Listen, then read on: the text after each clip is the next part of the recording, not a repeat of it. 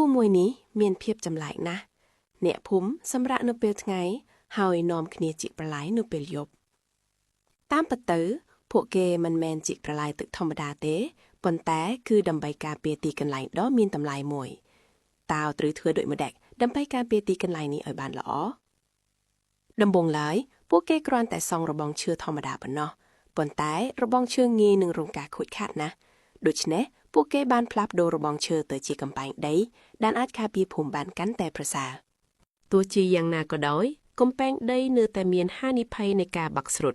ដូច្នេះហើយពួកគេបានរៀបថ្មនៅផ្នែកខាងក្រោមនិងរៀបឥដ្ឋនៅផ្នែកខាងក្រៅធ្វើឲ្យវាคล้ายជាកំពែងដ៏រឹងមាំបំផុតដើម្បីឲ្យអ្នកភូមិងាយស្រួលធ្វើដំណើរចេញចូលពួកគេបានបង្កើតខ្លងទាធំៗដោយសារខ្លងទាងាយនឹងរងការខូចខាតពួកគេបានថែមតំបន់ការពាររាងកោងមួយទៀតនៅខាងក្រៅខ្លងទាដែលជួយការពារទ្វារធំបានយ៉ាងមានប្រសិទ្ធភាពដើម្បីបង្កើនប្រព័ន្ធការពារពួកគេបានដាក់កាណុងធំៗលើកំប្រែងដោយសារកាណុងធំត្រូវការពេលយូរក្នុងការរៀបចំពួកគេក៏បានបន្ថែមប្រភេទកាំភ្លើងខ្នាតតូចដើម្បីទប់ស្កាត់ការចូលមកជិតបានទាន់ពេលវេលាជាងនេះទៅទៀតដើម្បីលុបបំបាត់ចំណុចខ្វាក់នៅតាមជ្រុងនីមួយៗពួកគេបានសង់ប៉មជ្រុងដែលលេចចេញមកក្រៅធ្វើឲ្យការសង្កេតនិងការពារកាន់តែមានភាពច្បាស់លាស់នៅគ្រប់ជ្រុងទាំងអស់